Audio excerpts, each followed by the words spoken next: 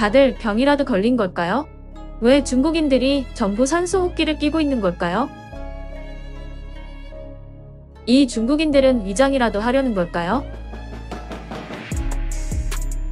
잔디에 초록 페인트를 뿌리고 있습니다. 왜 이러는 걸까요? 중국의 환경오염은 어제 오늘 일이 아닙니다. 코로나 이전부터 중국인들은 외출을 할 때면 마스크는 필수였고 사람에 따라서는 방독면을 쓰고 출근하는 사람들도 있습니다. 이러한 중국의 대기오염은 날이 조금만 따뜻해지면 한반도로 엄청난 농도와 양의 미세먼지를 보내면서 우리까지 고통에 빠뜨리고 있는 것입니다. 물론 서해로 무분별하게 버려지는 산업 폐기물은 굳이 이야기하지 않아도 이미 유명하죠. 이러한 중국의 오염은 대한민국뿐만 아니라 유럽, 미국에서도 경고할 정도였는데요. 2022년에 베이징에서 열린 동계올림픽에서는 자국의 선수들을 중국에 보내는 것이 과연 안전한지에 대한 논의도 진행될 정도였습니다. 이렇다 보니 유엔에서는 중국의 환경학대라는 강력한 키워드까지 사용하면서 자체적인 환경보호 활동을 해야 한다고 주장하였습니다. 그렇다면 중국에서는 어떤 방법을 사용하였을까요? 중국은 환경보호보다도 더 쉬운 속임수를 이용하였습니다. 중국 내에서 일어나는 산업화 활동은 대부분 산이나 숲을 제거해서 진행하고 있습니다.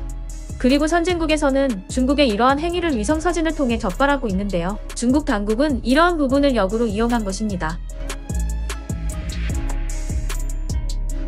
중국의 한 광산지대는 채굴 활동을 하려고 산을 깎았는데 산을 깎게 되면 당연하게도 위성사진에 황무지로 표시되게 됩니다.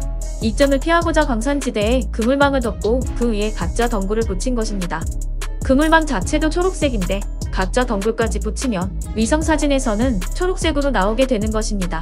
또한 그 외에도 숲을 개간해서 논이나 밭으로 만들고 이 부분도 여전히 숲으로 보이게 하려고 가짜 나무를 심는 행위를 하고 있습니다. 웃긴 점은 이러한 행위가 얼마나 일상적인지 같은 중국인들끼리도 속이고 있습니다.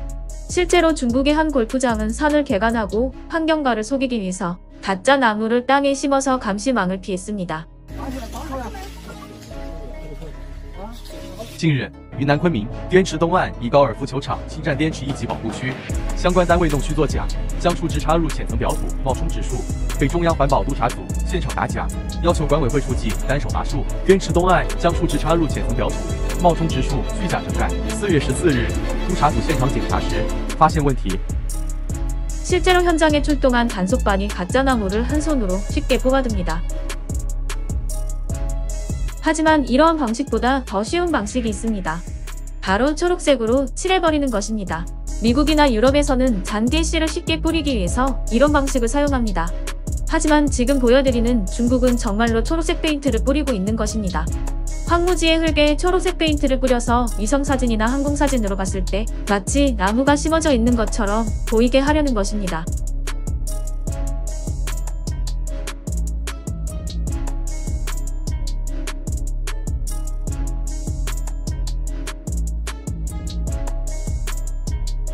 이러한 행위는 단순히 황무지뿐만 아니라 일상생활에서 쉽게 볼 수 있는 관리가 안 된 잔디 또한 유적지에도 행해집니다.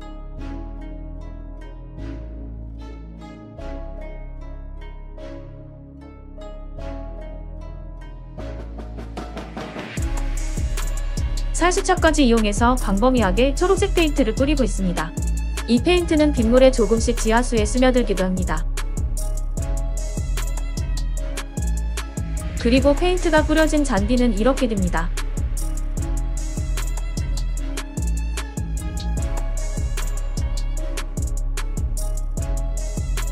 이 가로수는 전부 가짜 나무입니다. 단지 항공사진을 속이기 위해서 심어놓은 나무입니다. 정말로 그런 이유로 만들어졌기 때문에 품질은 형편없습니다. 이외에도 판매되는 채소를 싱싱하게 보이려고 색소를 입히는 건 이미 수십 년 전부터 해오던 행동이기도 합니다.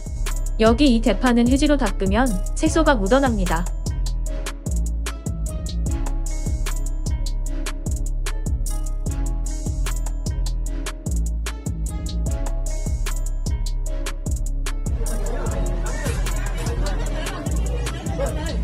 아마도 이 행동은 채소를 신선하게 유지하려는 중국인들만의 기법인 듯합니다.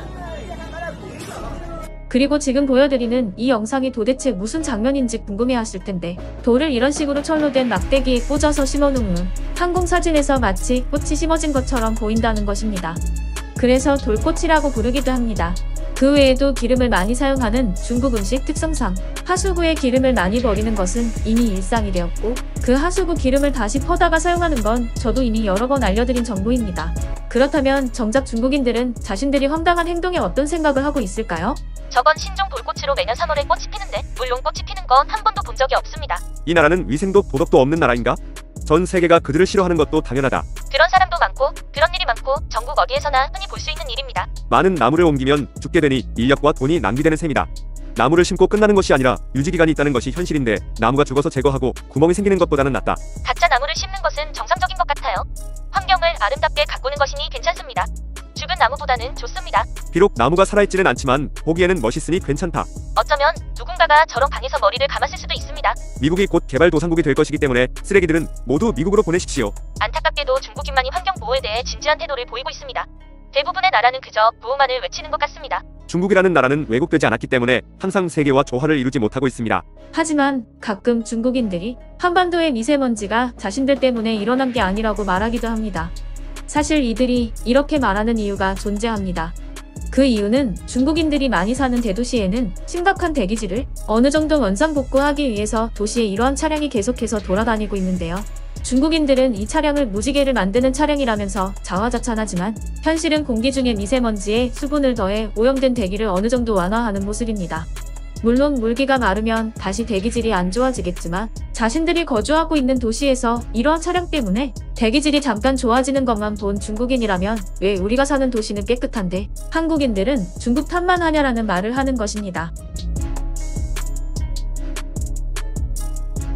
중국인들이 춤을 추는 것처럼 보이는 이 장면은 시골의 신선한 공기를 담았다는 캔의 광고 영상입니다. 이런 제품까지 있을 정도로 중국의 대기질 상황은 심각합니다. 제품의 홍보를 위해 샘플을 나눠주기도 합니다. 이 어이없는 장면은 신선한 공기를 구입해서 흡입하고 있는 중국인들의 모습입니다. 하지만 한반도의 미세먼지가 어디에서 왔는지는 우리 모두 알고 있는 사실입니다. 실제로 현재 중국의 유명인들은 온라인상에서 아시아권에서 환경오염을 일으키는 건 한국과 일본이라며 중국만이 환경오염을 막을 수 있다고 선동하는 중입니다. 비염이 심한 저로서는 미세먼지는 정말로 참기 어렵습니다. 이 영상을 보시는 분들 중에서도 저처럼 대기오염으로 고통을 받는 분들이 계실 겁니다. 여러분은 심각한 수준의 미세먼지 때문에 어떤 피해를 받으셨는지 댓글로 공유해 주시기 바랍니다. 오늘 영상도 마음에 드셨다면 주변에 공유해 주시고 좋아요와 구독 부탁합니다.